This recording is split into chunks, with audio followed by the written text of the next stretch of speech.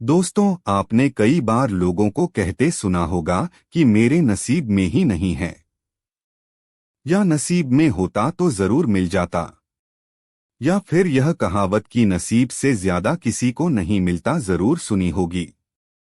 आज मैं नसीब की बात इसलिए कर रहा हूं क्योंकि आज की कहानी नसीब का लिखा एक रोचक कहानी इसी विषय पर आधारित है।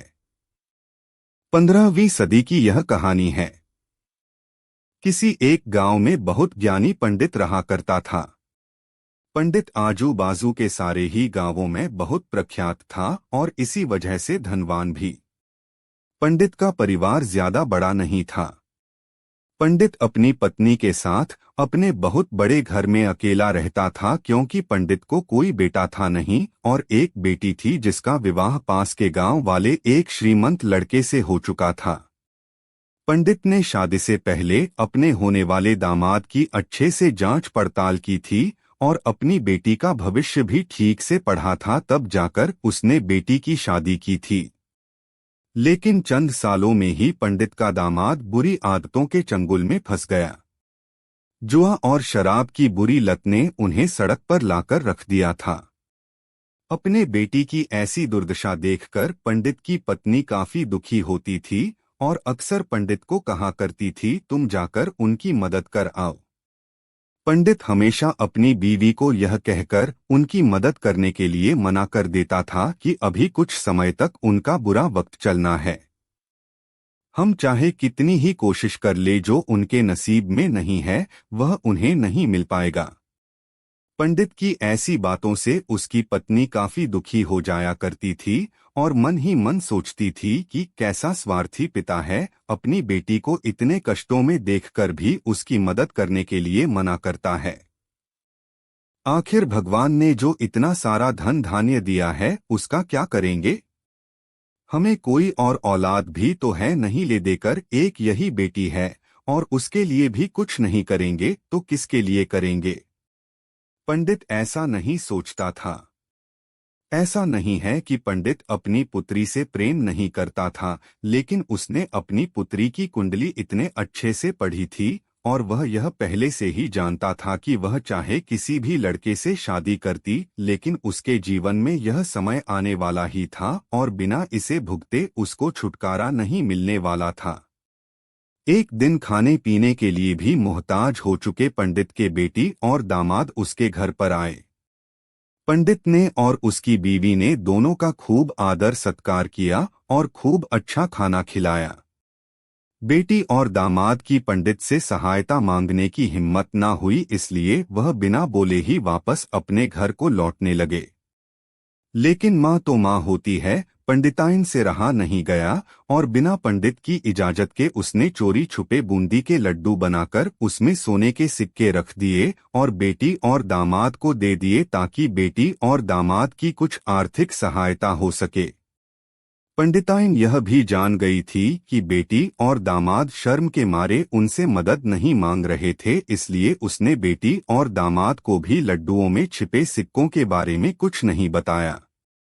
जाहिर सी बात है कि जब वो लोग घर पर जाकर लड्डू खाएंगे तो उन्हें उसमें सोने के सिक्के मिल जाएंगे, इस तरह बिना उनके मांगे ही उन तक मदद पहुंच जाएगी। सोचकर पंडिताइन मन ही मन अपने बेटी की मदद करने के लिए खुश होने लगी। पंडित के दामाद और बेटी उन दोनों का आशीर्वाद लेकर अपने घर के तरफ रवाना हो गए। उन दिनों गाड़ियां तो होती नहीं थी, घोड़ा गाड़ी या बैलगाड़ियां चलती थी। पैसे ना होते तो और चीजों की लेन देन से भी व्यवहार होता था। बेटी और दामाद का गांव पंडित के घर से कोसों दूर था, फिर भी पैसों की कमी के चलते वह चलकर अपने गांव की तरफ निकल पड़े। थोड़े दूर ही चले थे कि पंडित की बेटी के पैर में मोच आ गई और अब उसको चलना भी मुश्किल हो गया। पंडित के दामाद ने जब देखा कि उसकी बीवी अब बिल्कुल चलने में सक्षम नहीं है, तो उसने एक टांगा अपने घर तक किराए पर ले लिया।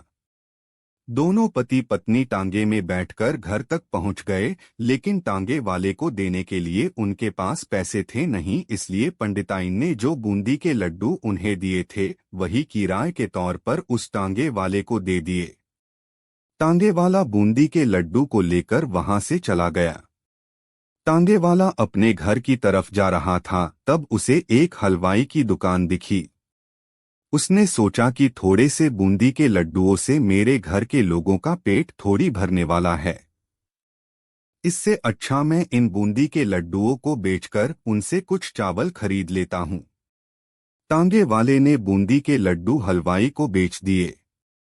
जिस गांव में वह हलवाई रहता था, उसी गांव में एक आदमी ने अपने घर पर पूजा रखी थी और उसी पंडित को उस पूजा के लिए बुलवाया था।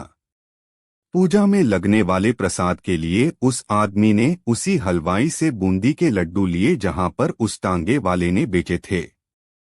हलवाई ने भी उस आदमी को टांगे वाले से खरीदे हुए लड्डू ही पहले दिए ताकि वह खराब ना हो जाए, क्योंकि वह नहीं जानता था यह लड्डू कब बने हैं। पूजा खत्म होने पर दक्षिणा और बूंदी के लड्डू लेकर जब पंडित अपने घर आया और खाना खाने बैठा तो प्रसाद में लाए बूंदी के लड्डू खाते वक्त लड्डू से सोने का सिक्का निकला। इस घटना को देखकर पंडिताइन की आंखों से आंसू बहने लगे।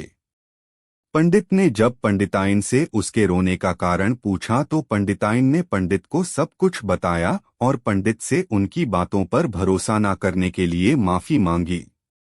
पंडित ने पंडिताइन के आंसू पोंछे और कहा कि तुम्हारी तरह मैं भी हमारी बेटी को बहुत प्रेम करता हूँ, लेकिन अगर हम उसकी अब मदद करते हैं तो दामाद हमसे हमेशा ऐसे ही मदद की अपेक्षा रखेगा और अपनी बुरी आदतों को कभी नहीं छोड़ेगा। पंडिताइन भी अब पंडित की बातों से सहमत हो गई। 2-3 महीने बीत गए। पंडित के दामाद और बेटी फिर से एक बार उसके घर आए और इस बार उनकी परिस्थिति पहले से बेहतर थी, क्योंकि पिछली बार खाली हाथ जाने के बाद दामाद ने नया काम शुरू किया था और अपनी सारी बुरी आदतें भी छोड़ दी थी। दोस्तों, नसीब का लिखा नहीं बदलता। यह कहानी आपको कैसी लगी? क्या आप भी नसीब पर भरोसा रखते हैं या फिर आप उन लोगों में से हैं जो अपना नसीब खुद अपने हाथों से लिखना चाहते हैं?